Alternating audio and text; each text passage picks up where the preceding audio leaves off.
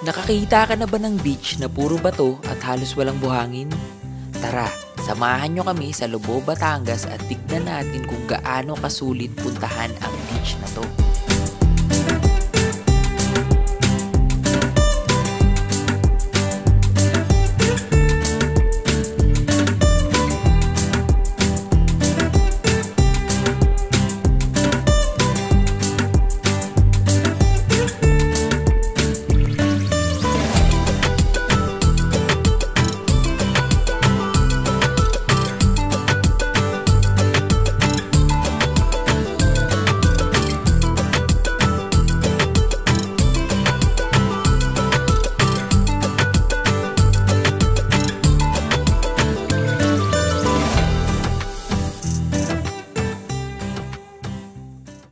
Hi guys! Ngayong araw nga ay pupunta kami sa Malagundi Point na matatagpuan sa Lubao, Batangas. May dalawang way para makarating dito. Una, pwede kang dumaan ng Laia or pwede din naman sa Lubao na mismo. Base sa mga nabasa kong mga comments sa YouTube at TikTok, mas maganda dumaan ng Laia dahil mas maikli ang lubak na madadaanan. Malubak ang daan bago makarating sa Malagundi Point. Karamihan sa mga kalsada ay ginagawa pa. Makalipas ang mahigit 3 oras na biyahe ay nakarating na rin kami. Pagdating namin ay ganito nga kaganda ang bumungad sa amin.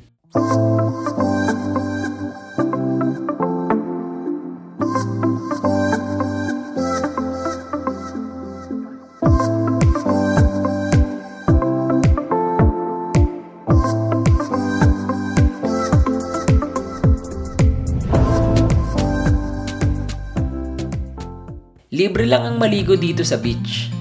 Pwede kang mag-park lang sa may gilid at pwede na maligo. Kung naghahanap ka naman ng safe na mapag-stayan or gusto mo mag-camping, tabi-tabi ang mga campsite dito kaya hindi ka maubusan ng camping spot. Napili nga namin na dito sa San Francisco magstay. Maganda yung campsite nila rito. Malinis, hindi crowded at malilim dahil puro puno ng nyug. Day trip nga lang pala yung gagawin namin. Magla-lunch lang kami, tapos tignan namin kung hindi matatakot si Sky na maligo sa dagat.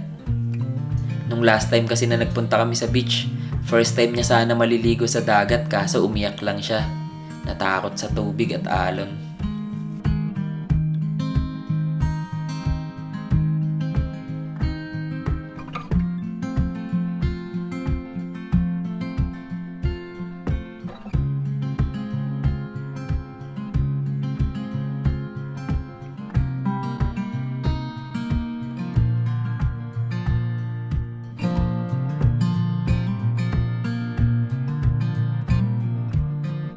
Kung napapansin nyo yung itim sa damit ko, microphone yan. Sa sobrang busy sa pag-setup ng gamit at ng camera, hindi ko na na-check hindi pala naka-on yung mic. Kaya eto, nagre-record na naman ako.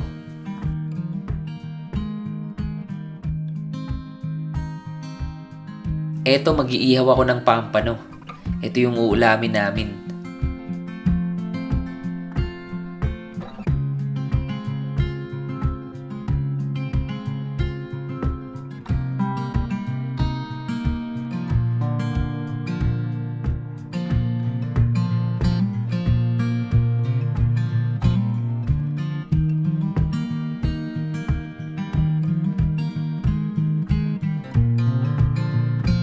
Habang hindi pa luto, nakipaglaro muna ako kay Sky.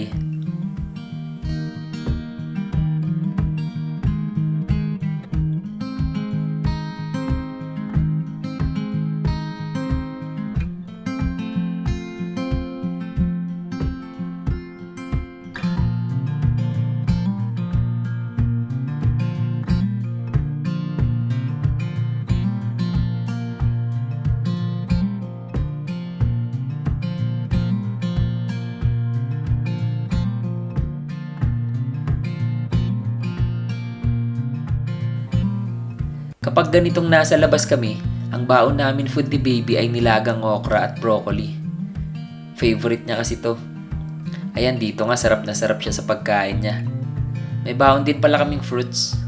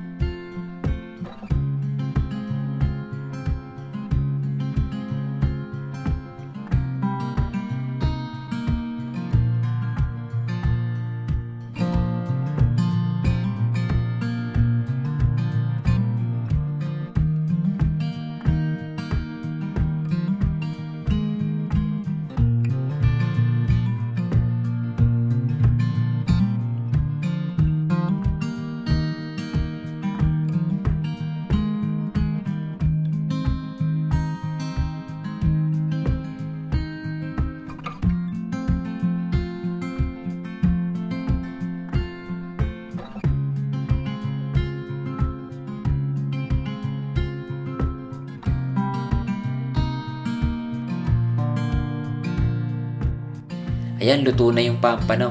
Tara, kain tayo.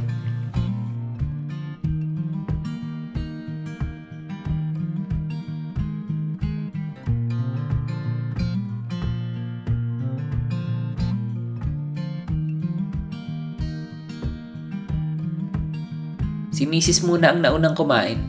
Madalas ganito ang setup namin since hindi kami pwedeng magsabay. Nagsasalitan lang kami habang ang isa nagbabantay kay baby.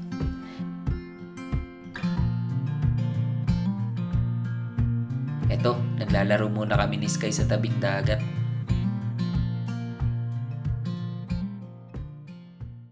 Para sa akin, ito yung mga dahilan para bisitahin ang Malagundi Point. Una, dahil hindi pa siya masyadong commercial tulad ng ibang beach dito sa Batangas, ay hindi mo kailangan magbayad ng entrance fee para maligo. Pangalawa, maganda din bumisita dito dahil sa kakaibang rock formations. Pangatlo, maganda at malinaw ang tubig ng dagat. Pang-apat, peaceful at hindi masyadong matao. Kung gusto mo ng lugar na malayo sa crowd, tahimik at relaxing, pwedeng-pwede mo i-consider ang Malagundi Point.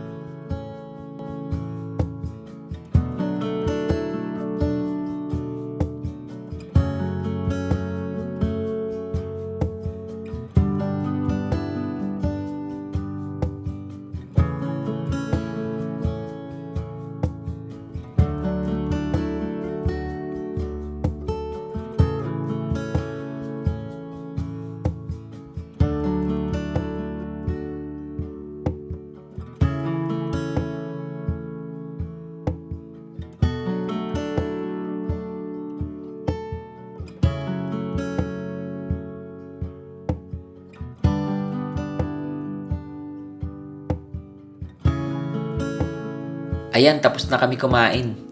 Tamang tambay na lang habang nakatingin sa dagat.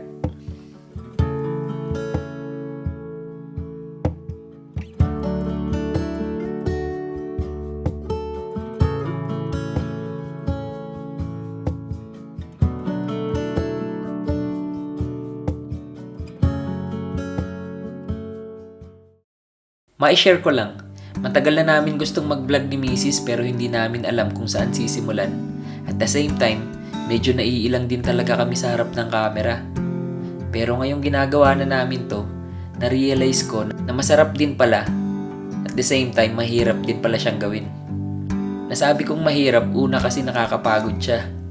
Kasi ikaw magsisetup ng camera, kukuha ng mga shots, ikaw rin magsisetup ng mga gagamitin at ikaw din magpe-prepare ng mga pagkain. Masarap siyang gawin kasi bukod sa nakakapaggala kayo ni baby at mommy, ay naido-document pa namin yung mga ginagawa namin na in the future, mapapanood din to ni baby.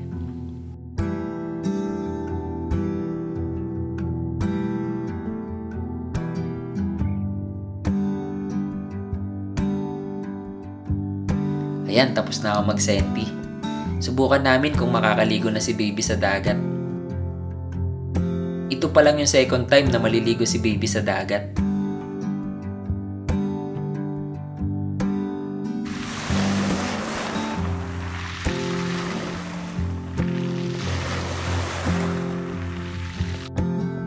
Ayan nga, sa pangalawang pagkakataon, natakot pa din siya at ayaw maligo. Try na lang uli natin next time, nak. Sa kabuuan ay naging maikli man ang pagbisita namin dito sa Malagundi Point, ay siguradong nabusog naman ang mga mata namin sa magagandang view na nakita namin.